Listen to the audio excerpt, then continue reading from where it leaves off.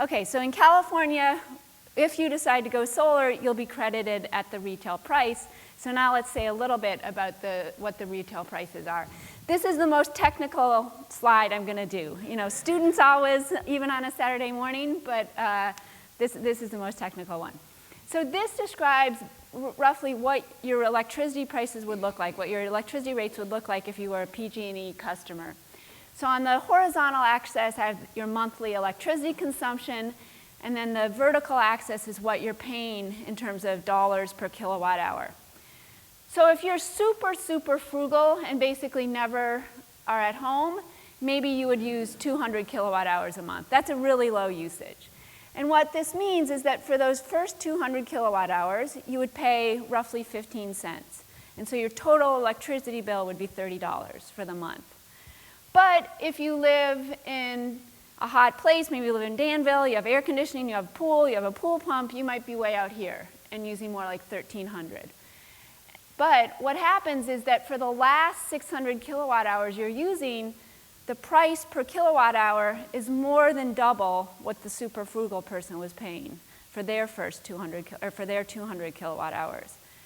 So the retail price, it really matters how much you're consuming. It matters whether you're frugal and don't have air conditioning or whether you're out here and have a lot of air conditioning. What the solar providers who I've seen have done is they've figured this out, and they've targeted people who are big users, and they've sized the solar panels so that they're offsetting this expensive power, offsetting the 35-cent and the 27-cent power. And since you're getting credited for the solar at the retail price, that makes a lot of sense to offset that solar. And so they'll come to you and they'll say, you can save money on your electricity bill. They're exactly right. And they'll say, you can save money for the next 10, 15 years, because your solar panels are going to last 10, 15 years. That's probably true, that the solar panels will last 10 or 15 years. What's not true is that those are going to be the prices that you're avoiding, or that you're going to be credited for the next 10, 15 years. In fact, the Public Utility Commission recently instituted a change where the prices for those high tiers, for those high consumption levels, are going down dramatically. And so the value of the solar is going down dramatically. So the people who came to me, they said, you know, you're going to offset your electricity prices, and we all know prices are going up, which kind of makes sense, except in a regulatory context where the prices are coming down. So can you save money with solar? You know, maybe now, but times are changing. The retail price is coming down quite dramatically, especially for the big, heavy users. So I will say that for this reason and for the next reason I'm going to go through, I'm not a huge fan of solar panels, of distributed solar. I think that the gas price is coming down. That's a bit of a factor in terms of thinking about a Tesla. But if you compare a Tesla to like the BMW 5 Series, kind of comparable cars, you'd have to drive the Tesla an awful lot to make it pay for itself in terms of the dollar per mile. The environmental benefits, on the other hand, are quite dramatic. And here what's basically flipped from what we were talking about with solar, because here you're not stopping using California's clean electricity, you're using more of California's clean electricity to drive, and you're substituting electricity for gasoline. So this, let me tell you a little bit about this graph, because there's more than just the coal plants going on here, although that's wrapped up in it. This is based on a paper by a couple Energy Institute alums, and it's trying to monetize the environmental costs and the environmental benefits of switching to an electric vehicle. So they take a Ford Focus and compare the gasoline Ford Focus to the electric Ford Focus. Or I think they do the BMW 5 Series to the Tesla. You know, they try to do kind of apples to apples comparisons. And then they count up whether you're creating environmental benefits by making that switch to the electric vehicle, or whether you're creating environmental harm. And so the point is that if you're in, you know, any of this yellow, green, red area, it's worse to drive an electric vehicle. that switching to the electric vehicle is actually creating more environmental harm. So it's adding up both the CO2 emissions, but also stuff like NOx, the stuff that VW was not controlling, but should have been controlling. And so this gets to the coal point, that there's a lot of coal that would be feeding your electric vehicle if you live in the Midwest. But what it also wraps up, so see here, if you live in the Bay Area, if you live in LA, it's especially beneficial to be driving an electric vehicle. And that's because your electric vehicle isn't putting out any of the NOx, it isn't putting out any of the local pollutants, and you're near a lot of people. So they plug this all into an atmospheric model and figure out that even in Atlanta, even though, see how it's green there? Even though you're getting coal-powered electricity, the fact that there are lots and lots of people that live in Atlanta, it's still better to have the electric vehicle because you're not creating all the local pollutants near everyone who lives in Atlanta. Okay, so next let's talk about energy efficiency. I'm glad to see that a lot of people raised their hands and said that they'd invested in energy efficiency. Part of the reason that I'm attracted to studying energy efficiency is it's seen as kind of the poor stepchild to solar, going solar, or buying an electric vehicle. It's like not sexy and not fun. It's not something that you're going to run over and tell your neighbor about, oh, I just, screwed in a bunch of LED light bulbs.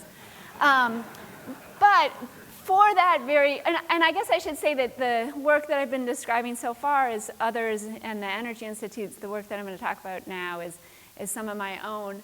But that very fact that it's seen as not sexy and not interesting is what motivates me wanting to study it, because it's seen as kind of this low-hanging fruit. If we could only figure out how to motivate people to invest in energy efficiency, we'd get a double win. We'd both save them money, and we'd also reduce greenhouse gases. That it's this kind of really cheap, in fact, almost free. It's like the fruit that you're paid to eat if you pick it up. It's a really cheap way to address climate change. And if you look at, this is just an example. There are a lot of examples that I could have put up here. This is kind of trying to figure out how we can get to 450 parts per million. That's basically how we can decarbonize the world energy system. The big, huge yellow block here is efficiency. So early on, they're saying 72% of the reductions are going to come from energy efficiency.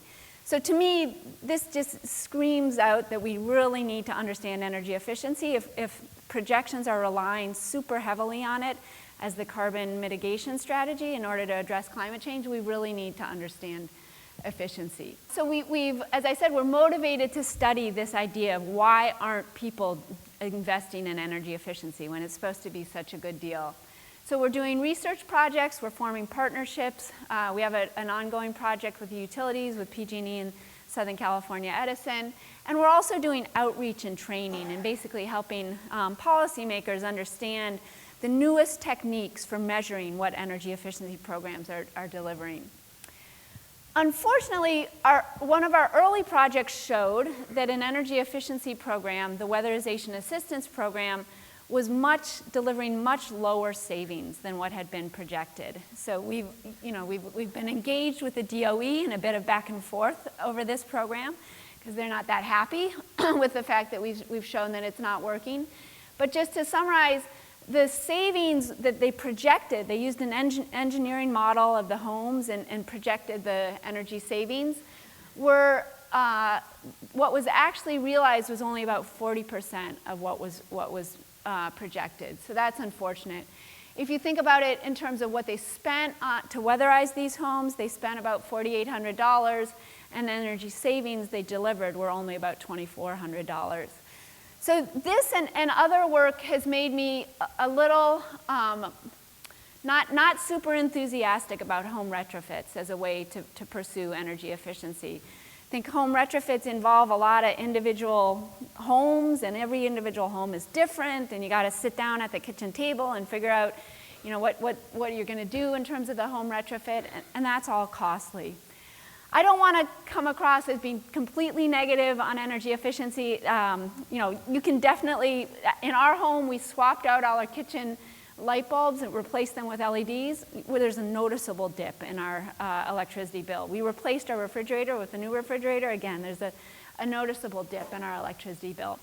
We're also engaged in some ongoing work with Haas alum, as a matter of fact, looking at energy efficiency at industrial plants. And there, they use 1,000 times, more electricity than a home does. And so we haven't completed the research yet, but I'm optimistic that it will be more cost effective in the industrial sector.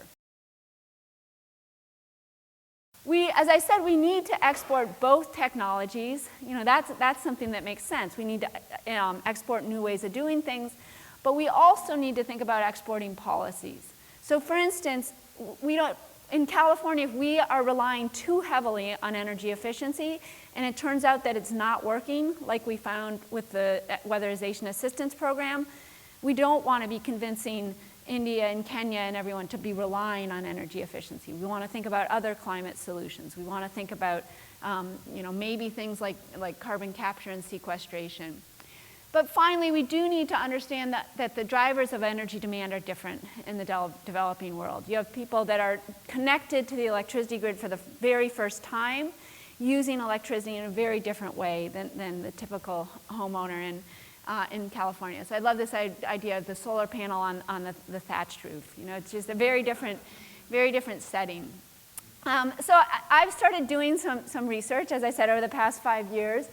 And there's both, I'm thinking about things from a climate change perspective, there's both that perspective, but there's also really a development perspective, that bringing electricity to people who haven't had it before can be transformative to their lives. So this is a picture that was taken in Western Kenya, where we're involved in some research. We're doing a randomized control trial, as Amity said, and we're selecting certain households and giving them electricity for free. Ordinarily, you have to pay $400 to get connected to the electricity grid, which is basically like the annual income of some of these people. And so we're connecting them for free. We, through some grants, are paying for the connection.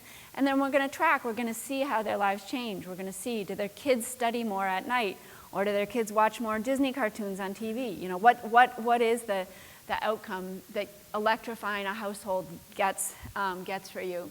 I think the conclusion here is that if you're thinking about some of these things, like going solar, buying an electric vehicle, that when you're dealing with the energy sector, these markets are regulated. And so they don't work exactly as you might think. So for instance, with solar, it seems logical that prices are going to go up over time. But if you've got a regulatory body involved, they can go down by 30% overnight if the regulator decides to flatten the retail price structure, as has happened here.